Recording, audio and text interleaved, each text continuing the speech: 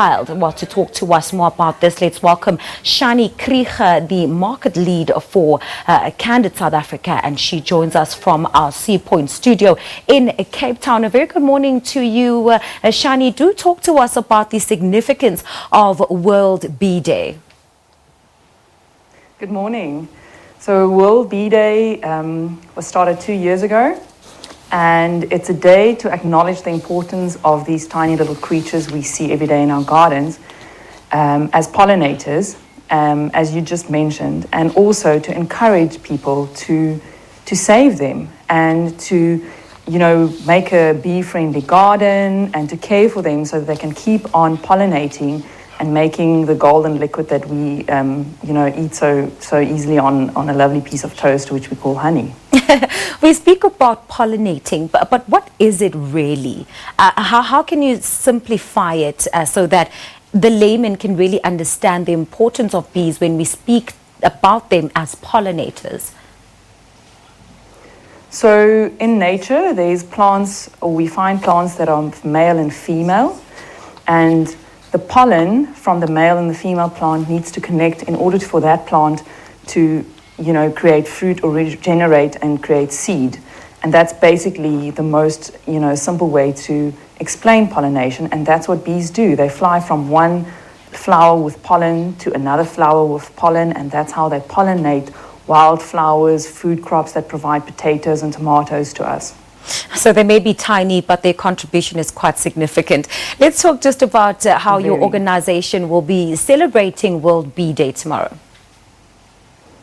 So Candide is a social gardening app. It's free to download on the Google Play Store and the Apple App Store.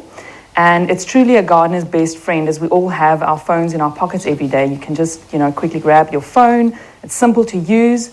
And we'll be celebrating Bee Day by encouraging people on the app to plant bee-friendly gardens. So think of herbs like borage, rosemary, lavender. All of those are herbs and flowers that bees love. And we've written on the app, we have a section where people can read longer form articles. So we've written a number of articles about bees, the different types of bees we find in South Africa, bee-friendly plants, different beehives.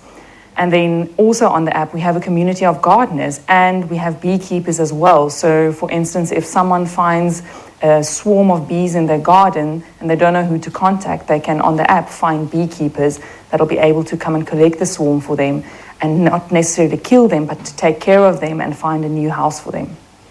And so what is not good for bees, or how do we as a community, a broader South African community, help to look after bees and to help preserve them? So I think what's very important is bees aren't here to harm us. I know they, for a lot of people, I'm even allergic, people are scared of them, but we shouldn't kill them. I think that's the first thing I want to tell people is don't kill bees. If you have a swarm, if you find them in your garden, don't aggravate them. I think that's the first step in getting stung by them. So rather leave them at peace. If you keep still, bees won't sting you.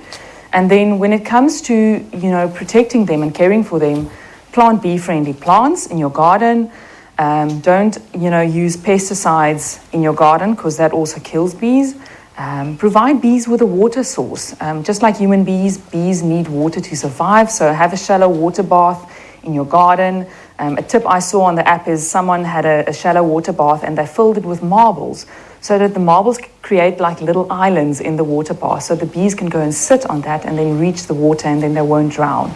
Wow, that's incredible. Just before I let you go, speak to us about how, it's being said that the population or the species is kind of rapidly declining, and not just in South Africa, but in the world as well. What are the main drivers and causes of this? So there's a few big reasons for the bee population going down. I think one of the biggest one is habitat loss. As urbanization happens, you can just imagine, greenery plants are being removed from the earth. So that is a big thing. Then monocropping agriculture is where they plant one of the same thing. So bees need diversity in plants and in flowers to survive. Another big thing is, as I mentioned earlier, pesticides. Spraying that in your garden, spraying it, farmers spraying that, that's definitely not good for bees. And then lastly, beehives, also there are diseases attacking them. So American foul brood or the colony collapse disorder, those are two main things that are also influencing beehives. So those are the big reasons for, bees in general, going into a decline. All right, Shani, that's where we'll have to leave it this morning. Thank you so much for your time, and we appreciate your insights. Joining us from Cape Town to speak to us about the Third World Bee Day that is set to take place tomorrow was the market lead for Candide South Africa, Shani Krige. Time for a quick break.